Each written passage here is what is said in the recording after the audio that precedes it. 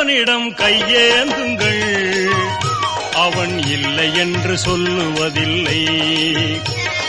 பொறுமையுடன் கேட்டு பாருங்கள், அவன் பொக்கிஷத்தை மூடுவதில்லை. இறைவனிடம் கையேந்துங்கள், அவன் இல்லை என்று சொல்லுவதில்லை.